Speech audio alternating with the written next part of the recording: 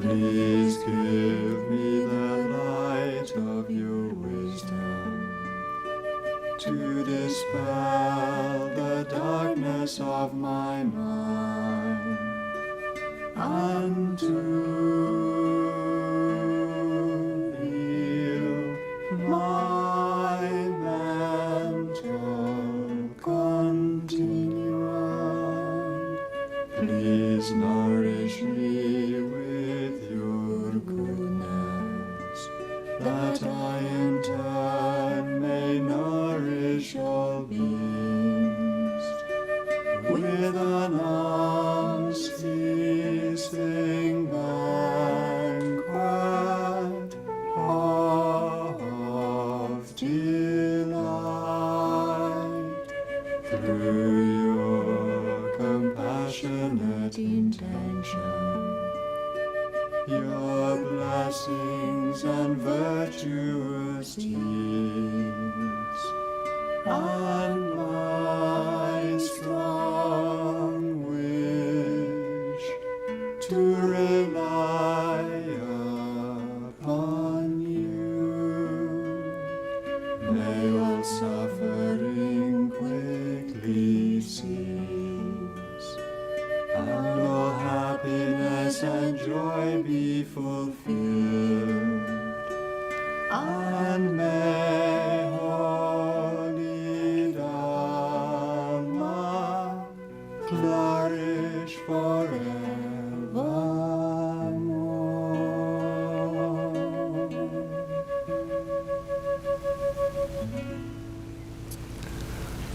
And so we can meditate. In meditation, it's good to have a good posture. Try to have a straight back. You can place the back of your right hand in the palm of your left and raise the thumbs so the tips of your thumbs touch gently together. And just relax your hands into your lap.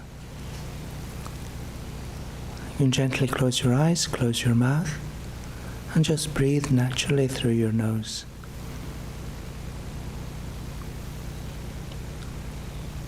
For a few moments, just watch the rhythm of your breathing.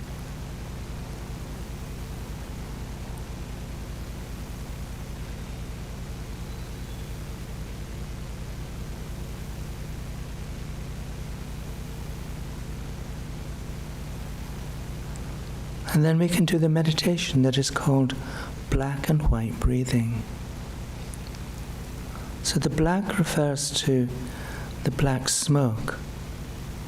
All our unpleasant thoughts or negative thoughts, they transform into black smoke, and they gather inside your body at the level of your heart.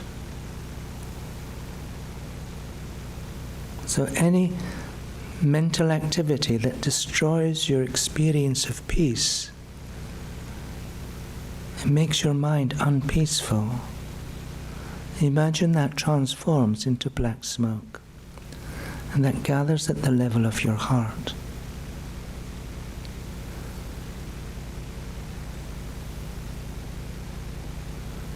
And the white refers to the blessings of holy beings that come in the form of white light. Imagine white light coming to the crown of your head and then filling your whole body and your mind with white light and nectars. And these lights and nectars heal all the negativities and obstructions of your body, speech, and mind.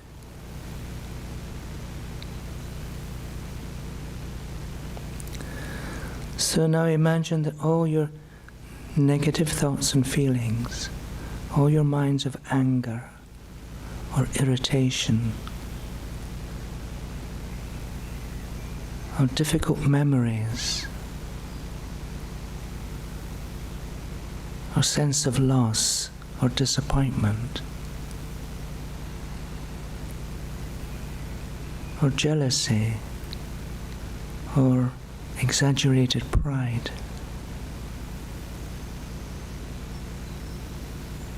feelings of arrogance and superiority,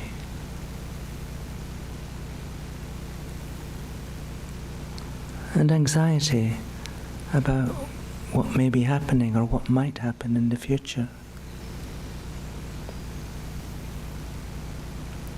Imagine all of these little pieces of negative mental energy. They all transform into black smoke. And this smoke gathers inside your body at the level of your heart. Imagine you're seeing this cloud of thick black smoke, and you desperately want to be free because you realize this is everything that's destroying your happiness, that's destroying your experience of peace.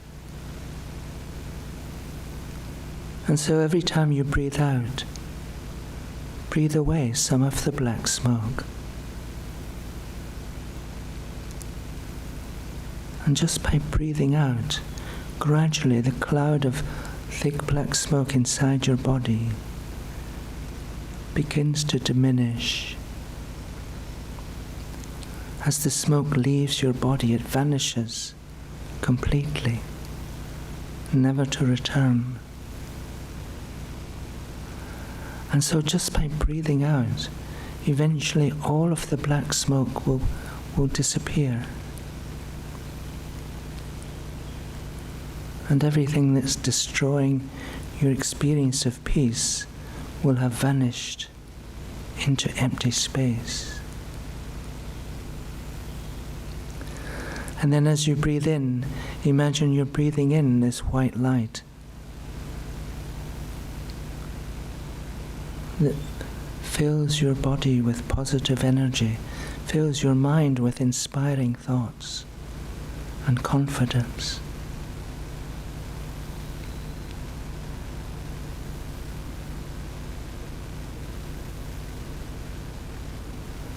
And so as you breathe out, breathe away the black smoke of your negative thoughts and feelings. And breathe in the white light that heals your mind and body and speech. And fills your mind with inspiration and positive energy.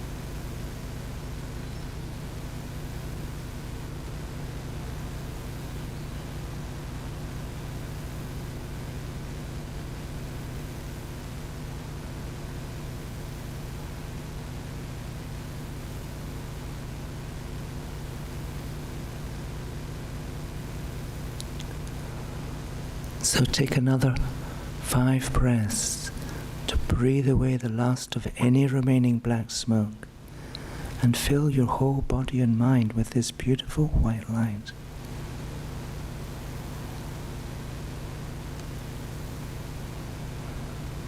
feel that you're freeing yourself from all these negative thoughts and feelings. And instead you're filling your mind with positive energy, positive thoughts, inspiring thoughts, and confidence.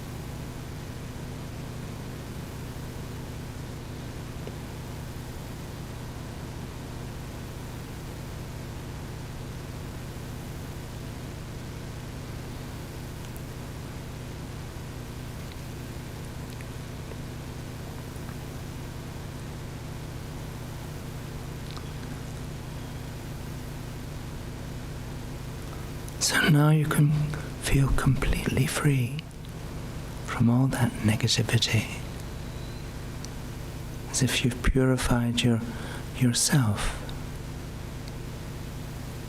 and you're filled with this positive energy.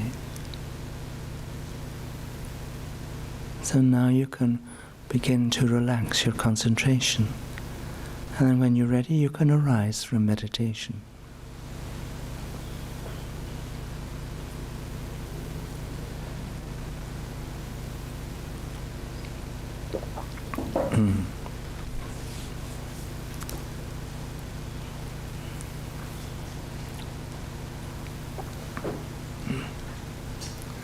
So, we've talked about emptiness, how in reality there's nothing coming from the side of the object, which is completely opposite of how we normally see things. So we normally see things as existing out there. It's the whole existence of whatever we see, we feel is encapsulated within the object or within the person. Yeah, it's nothing to do with our mind. But the problem is if we search for the things that we normally see, the problem is we can't find anything. Yeah, if we think of, well, just take your body very quickly. We'll take your body. We're not taking it anywhere. We're just imagining your body. Yeah, we've done this many times. But if you search for your body, you can't find anything. You can find parts of your body, but you can't find the thing that is body and nothing else. You find all the parts, but a part is not a body. You know, it's part of your body, but part of your body cannot be your body. And the collection of the parts, people would say, well, that's my body, but the collection of the parts is just a collection of non-bodies. It can't suddenly become something that is a body and not a non-body. And there is no body that is separate from its part. You can't think of your body without thinking of at least one of the parts. And so we come to realize that the body we normally see, you can't find it, which means that we're led to this conclusion that it doesn't exist. If something exists, you can find it. If you can't find it, you have to conclude it doesn't exist. So when we search for our body and we can't find it anywhere, we have to conclude that the body we normally see does not exist. But what we experience in that moment is the emptiness of our body. How essentially it means nothing coming from the side of what we see as our body. Everything is coming from the side of our own mind. It's our mind that's making up this thing that we call body. So we're not saying that your body does not exist. But what we are saying is the body, the separately existent body, the independent body that we normally see, that is completely separate from our mind, that body does not exist. But there is a body that does exist, and that's the appearance of the body. We can't say, and it would be very foolish to say, I can't see a body. But what we're seeing, what we're experiencing, is that appearance of our body, which is part of our mind. Appearance is something in our mind, not separate from our mind. So when we begin to realize that there is no body separate from the appearance of the body. Yeah? Okay. I know this seems crazy, but it's only crazy because we're so habituated to thinking about it in exactly the opposite way, that everything's coming from the side of the object, where if you check, if you search, then you can't find anything. So, how then do things exist? We're not saying that nothing exists. Emptiness does not mean nothingness. And so we have this issue that there's two modes of existence. One is the conventional thing that appears. This is a microphone, this is a book. Yeah? I mean, we agree with that. Yeah? And this is a glass of water, and we all agree. So we have this convention. So if I hold this up, you know it's not a book. You know, we have a convention. This is a glass of water. So we have the names of everything. And so actually things come into existence just by naming them. So we're not denying that this is a glass of water, this is a book, this is a microphone, and this is a body, and so on and so forth. But the real question is, how does that body, microphone, book, glass of water exist? Yeah. So take yourself. No, you don't have to take yourself anywhere. Just imagine yourself. How do you come into existence? How did you come into existence? Your existence is dependent upon other things that are not you. Two we can think of right away as your parents. Yeah? If you take away either of their parents, then you don't exist. You're not the same person. Yeah? And then how did your parents come into existence? Well, your grandparents had something to do with that. And how did your grandparents come into existence? Well, their parents had something to do with that as well. And so when we ask, well, what is the cause of me? What is the cause of you? You've got to trace back a whole series of causes. So if that is the case, then if we change any of the causes or take any of them away, then the thing here doesn't exist anymore. It's completely different if it exists at all. It's completely different. So the very existence of who you are is dependent upon all of these other people. Yeah. It's dependent upon a whole kind of other things as well. But we just take that genealogy, for example. It's dependent upon all those other people. So how can we say then that we exist in and of ourselves, completely independent of anything else, when our very existence is dependent upon so many other people?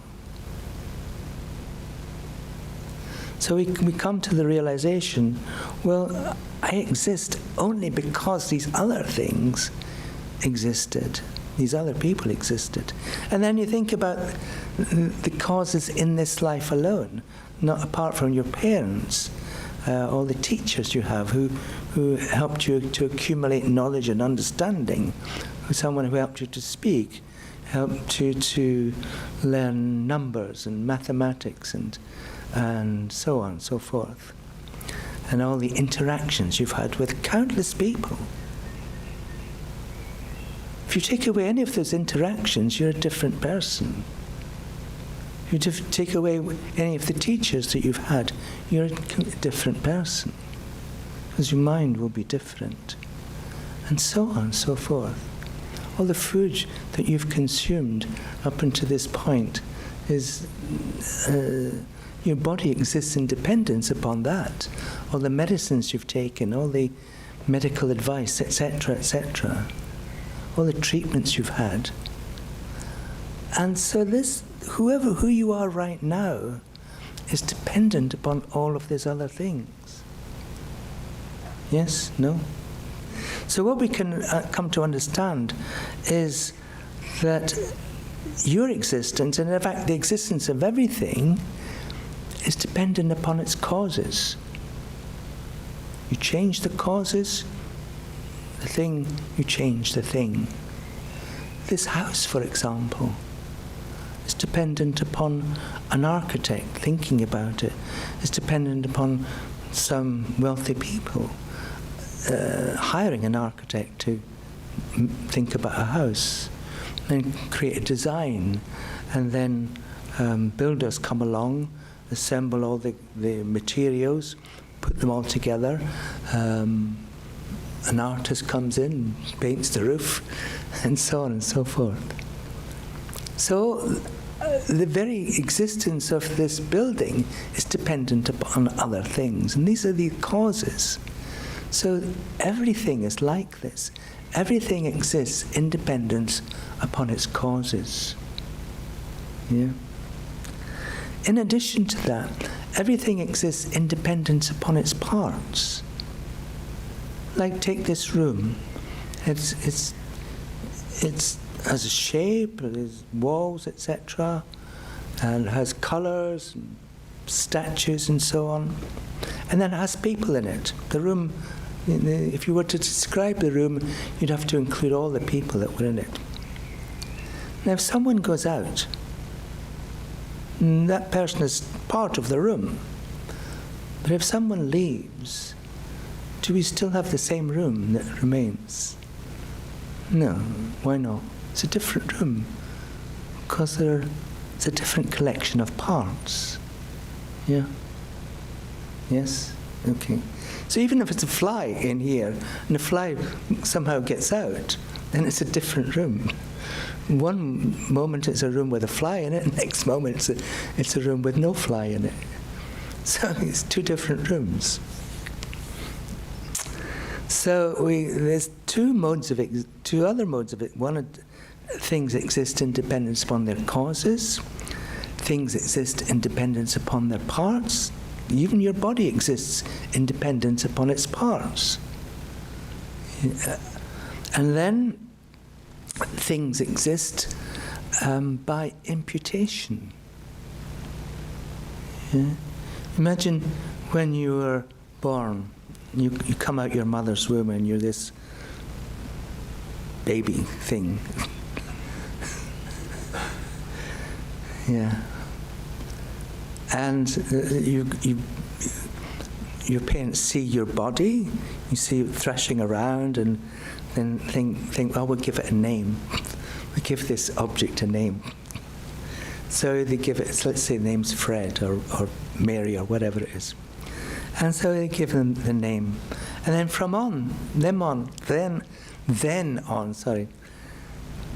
the baby's body is part of who it is. And its mind creates yelling and all kinds of, maybe the baby's very patient and peaceful, or maybe it's a little monster crying all the time, keeping their parents awake all night and so on. And so it has these characteristics. But then it has this name.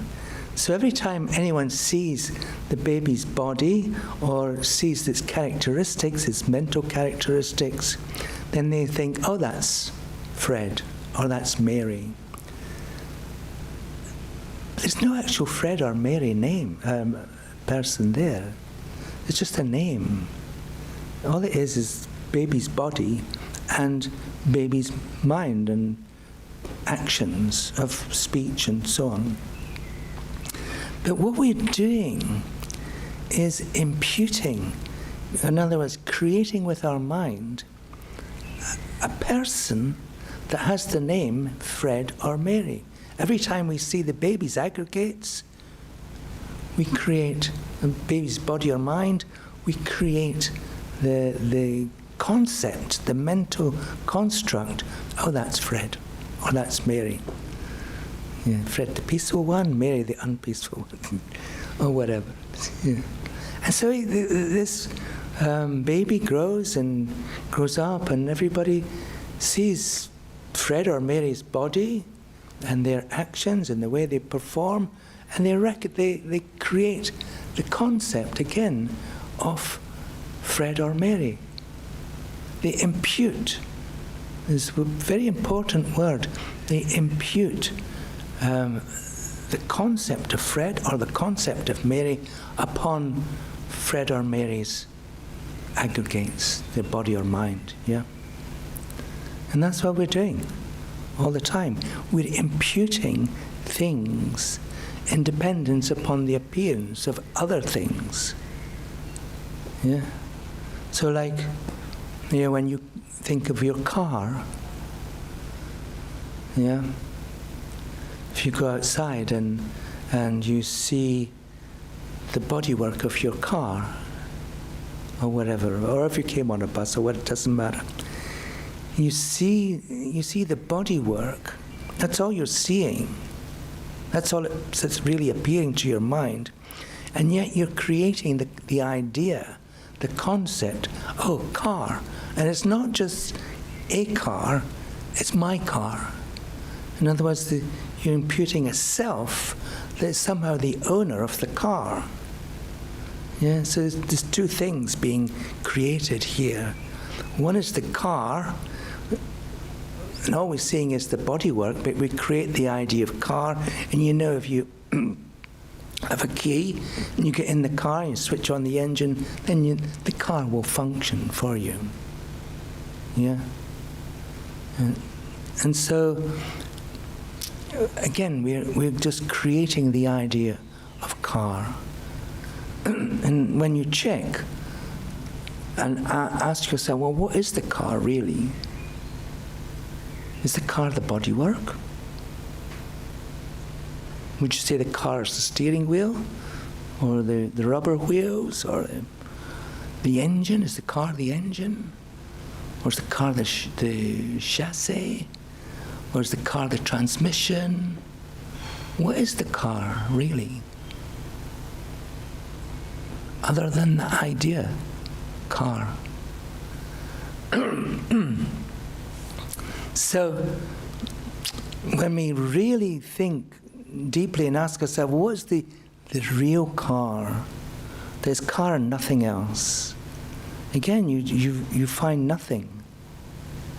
All you find is the car is unfindable. The essence of car is unfindable. You can find parts of the car, but you can't find car.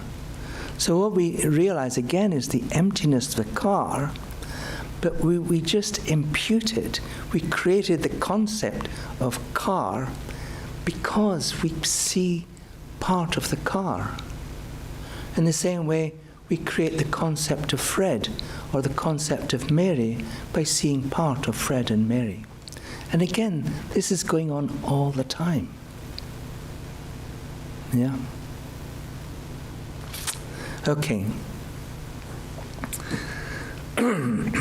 So when we realize emptiness then, and we're in meditation, and let's say we're meditating on the emptiness of our body, the unfindability of our body, and we begin with an image of how our body looks, and it appears as one thing, it's independent of our mind. Whether we're thinking about it or not, our body still exists. And we never think it's our mind that's bringing our body into existence. So our body just exists there. And so then we look for that inherently existent body that we think that we see. And then we realize that we can't find it. We can find parts of our body, but we can't find the thing body, because it is unfindable. Because it's something that we just imputed, we created. We see the parts of our body and we created a thing body by imputing it. And when we search for that thing that we impute, thinking it exists separate from our mind, then we can't find it. And that unfindability leads us to realize the emptiness of our body. So let's say this emptiness is just like empty like space. Just like 1 minute we're thinking and seeing a body, the next minute we discover it's unfindable, therefore it doesn't exist, therefore it's just like empty like space. And so our mind is just meditating on this space-like emptiness.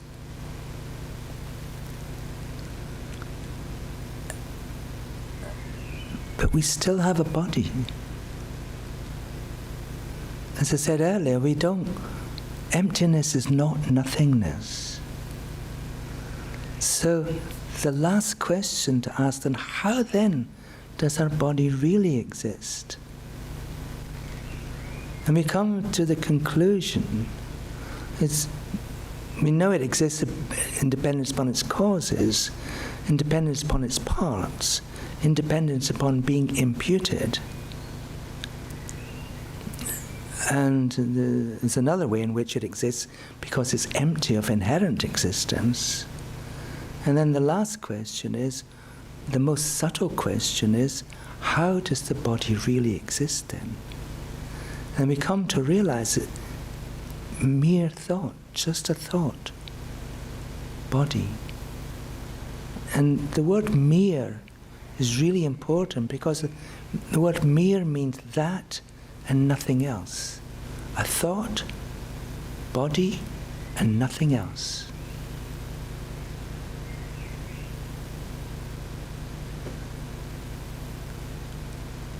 Or name, body, or my body. So, where does that leave us? It's so important to come to this realization because it leads us to conclude that everything that we see, we're creating meaning. We are creating the meaning of it. So if you think something is really unpleasant, someone's irritating you, they're saying their speech is unpleasant, the way they look is unpleasant, and so on. Their unpleasantness is not coming from the side of them, because all they are is a mere thought. Mere and nothing else. Mere appearance to our own mind. So it's not their fault. They're just an appearance. Where does that appearance come from? Well, it comes because we have created the cause for it to appear by our own past actions. We've created karma.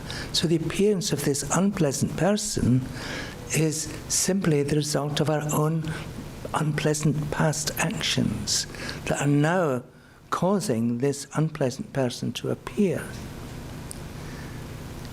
And what would be our normal reaction to this unpleasant person? You want to get in a fight with him or something. We end up rolling around and trying to punch each other on the floor, Or we speak harshly to them. We retaliate to their unpleasantness. We speak harshly to them. We speak harshly about them. We develop a negative mind towards them. And what are we doing when we do this? We're creating more causes of more suffering, more negative karma. So we come, as I said earlier, every action that we engage in, whether it's body, speech, or mind, has a consequence. And now we understand this, we can take action. We can just decide, oh, this person is appearing to me as unpleasant, and there's nothing really coming from the side of the person. All their unpleasantness is just a reflection of my own mind. If I change my mind, if I just relax, if I just develop a loving, compassionate mind towards this person, then I change who they are. Because if all their qualities are coming from the side of me, then all I need to do to change what's appearing to me is to change how I perceive it. Instead of thinking, oh, unpleasant person, now think, oh, suffering living being needs my care, needs my love, needs my compassion. And we can do this only because it's we who create meaning. There's nothing coming from the side of what we perceive as the object.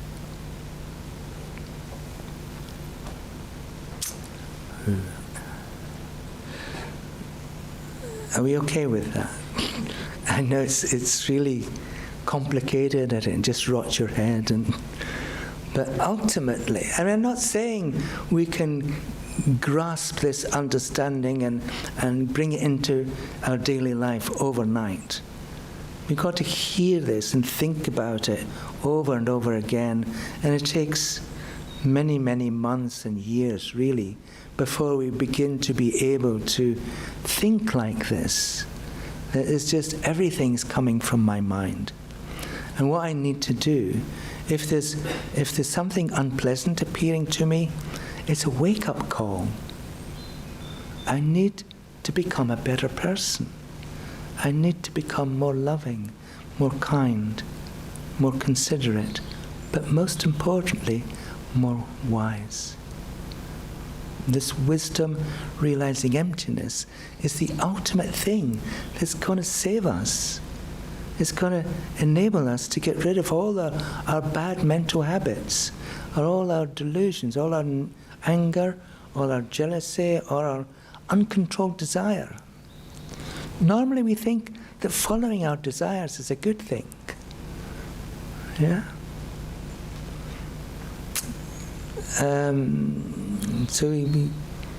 But actually it's just, there's a lovely quotation from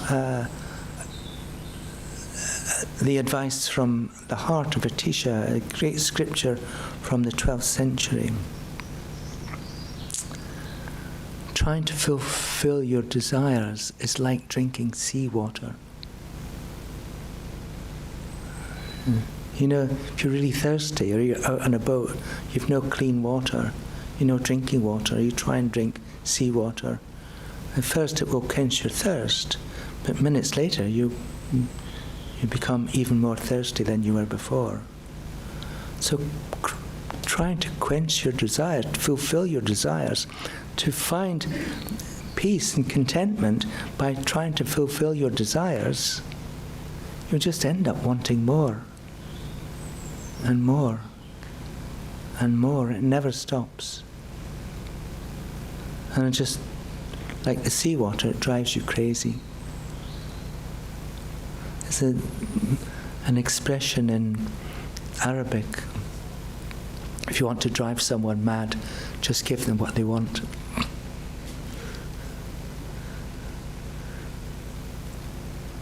So, not that you would want to do that, though, of course. So, well, let's meditate then.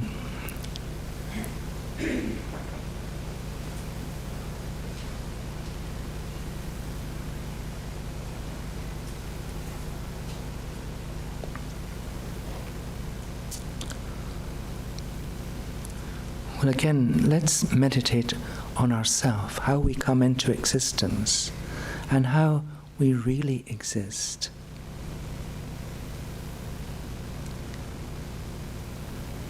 So if you try to develop an image of who you are, and you realize it's something to do with your form, your physical form, your body. There's also something to do with the way you relate to other people. You relate to places, and you relate to the things that you enjoy. And then also something to do with your history.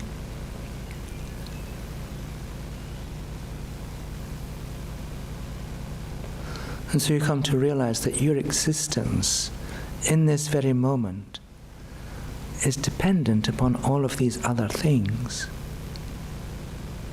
that are not you. So the question arises, how can I exist in and of myself? How can my entire existence be encapsulated within what I see as myself? When in reality, my existence depends upon all of these other things.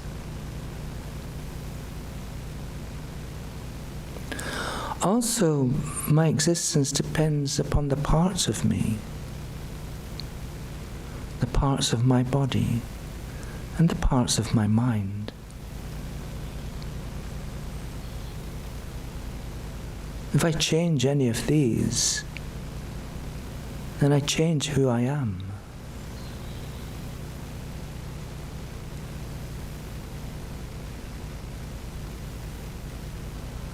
And then we come to the realization that we create the idea of ourself.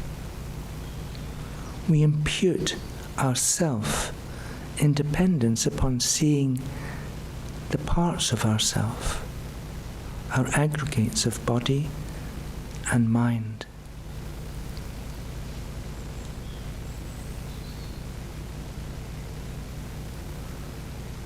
And we impute ourselves in that way.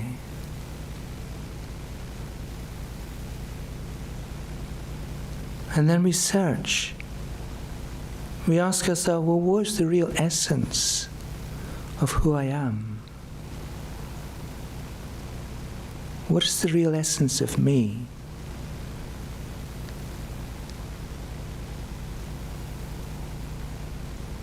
And then we search for me.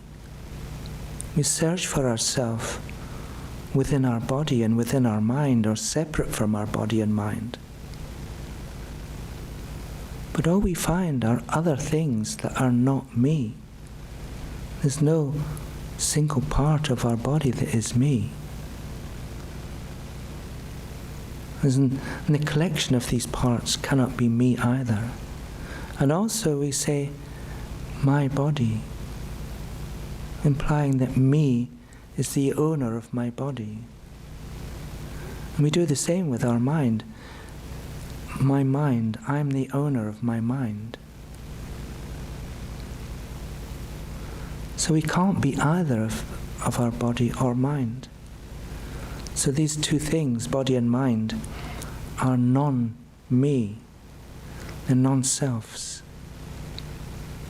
And they can't, even though we put the two together, we can't suddenly create a self. And yet you cannot think of yourself that is completely separate from body and mind. As soon as you think me, then either your body or your mind appears simultaneously, never separate.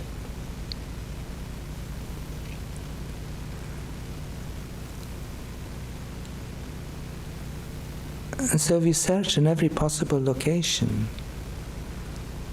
We can't find me within your body, within your mind, within the collection of body and mind, or separate from body and mind. And what we discover is the unfindability of the me, the self we normally see. And that unfindability is the emptiness of yourself. The only true nature of yourself. The ultimate nature of yourself. Yourself's lack of existing from its own side.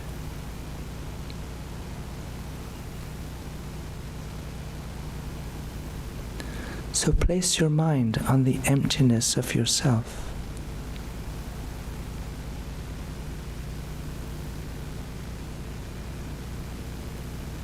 Just allow your mind to relax into that experience of emptiness, like empty space.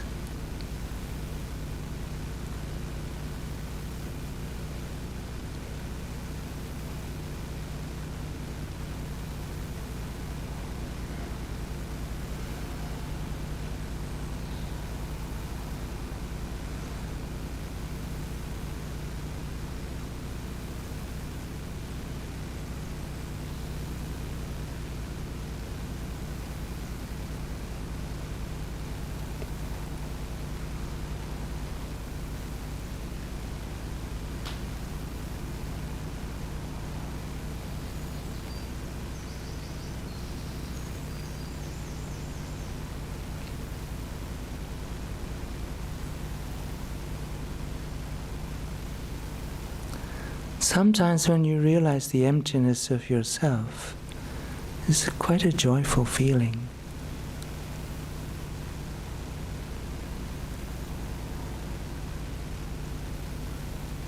It feels as if you have a completely blank slate to completely renew yourself.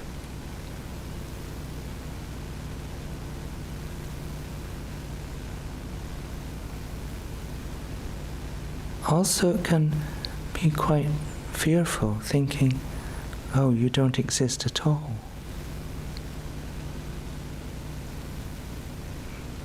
But both of these feelings are valid for the moment.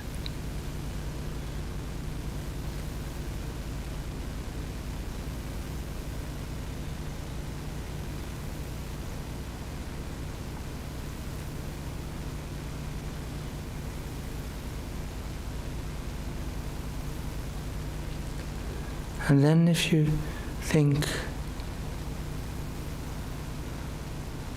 that the way I exist is just emptiness, that the self I normally see doesn't exist because it is unfindable,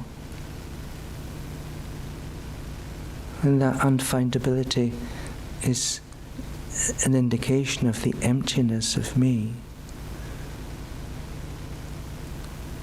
And that emptiness means the self I normally see does not exist. That inherently existent self that exists in and of itself, that self doesn't exist. But then you ask yourself the question, well, who's meditating on the emptiness of me? Who is meditating on the emptiness of me? Or what is meditating on the emptiness of me?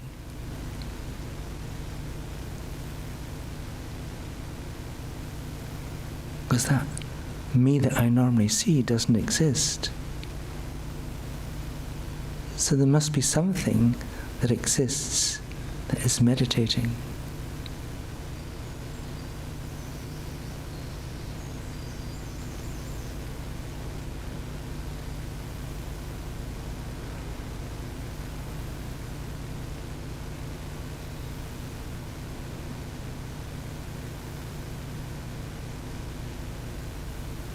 And perhaps the answer comes.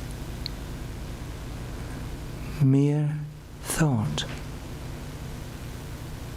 mere conceptual thought, or mere appearance, me, or mere name, whatever your name may be. And the word mere means that and nothing else. Name and nothing else. Appearance to mind and nothing else.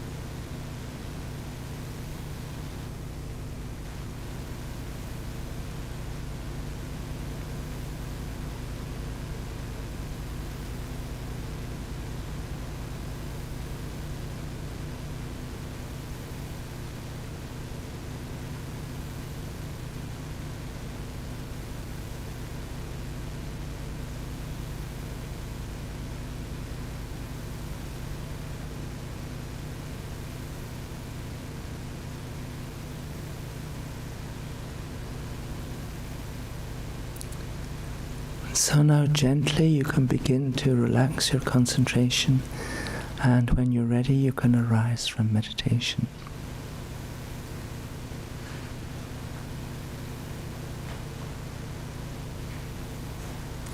And of course, as soon as we arise from meditation, then our solidly existing me reappears. But now we know that if we were to investigate, nothing to find. So what this means is there's nothing fixed about who we are. Everything is changeable. All our views, all our opinions, they're simply aspects of our own mind. All the way we relate to other people, relate to the things we enjoy, what we don't like, they're just aspects of our own mind. And once we realize this, we realize we've got infinite possibilities. We can become whoever we want to become. We can become the happiest person in the world. And that happiness comes from a mind of love. We can become the most loving person, even beyond our own imagination. All we have to do is imagine the potential that we have to be someone who's constantly happy, constantly loving, constantly trying to bring benefit to other people. And existing like that brings great happiness and peace, not just to yourself, but to other people also. But still, the self you normally see would still not exist. But all you're doing is recreating the appearance of yourself, which is your real self, and nothing more.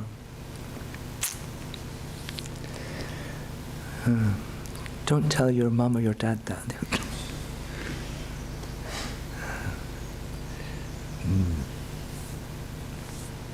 So we can begin to understand how it becomes possible and feasible that we can change the way we relate to whatever is appearing to us, because it is just that, just appearance and nothing else. So all the causes of our suffering, not just in this lifetime but in future lifetimes, we can eradicate all these causes, because we don't need to be angry again. Because there's nothing to be angry at. There's no one to be angry. We can reduce and abandon our desires, attachment. There's a cause of all our clinging to things and all our searching and grasping at things. Because there's nothing to grasp at. There's nothing to desire, really, ultimately. Although things appear, they're not other than mind. So, and then we can just decide, I'll be content, I'll abide in a state of contentment, but I'll also be loving and compassionate towards whoever appears in my life. Because those appearances still exist. And so what's appearing in front of your nose, the real issue is how do you relate to what appears in front of your nose? And you can decide. There's no need to have a knee-jerk reaction.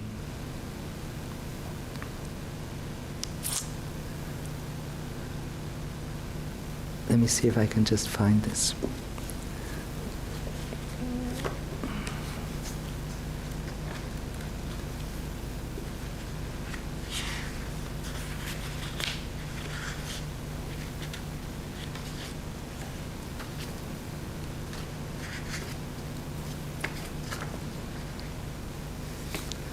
Okay, it's a quotation from Guide to the Bodhisattva's Way of Life. So Shantideva is the author of this, of Guide to the Bodhisattva's Way of Life, is really examining the emptiness of our body. And so when examined in this way, who is living and who is it who will die? So he's asking that question of everyone he's teaching. What is the future and what is the past? Who are our friends and who are our relatives? I beseech you, who are just like me, please know that all things are empty like space. So who's going home tonight? How are you getting home? What is your home? Who will be there when you get there? So, shall we finish? Unless you have any questions.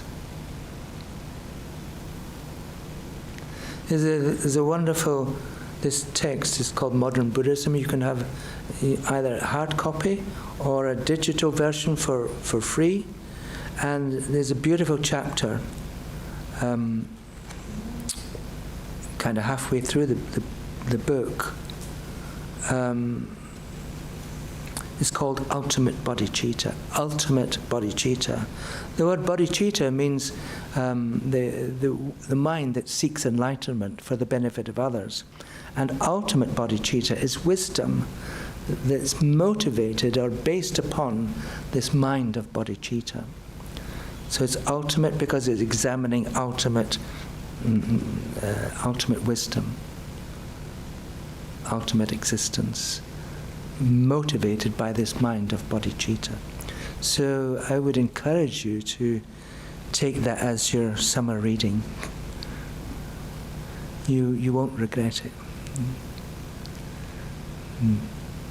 Better than all your mystery, all these mysteries. Okay, shall we finish? Thank you so much. Thank you.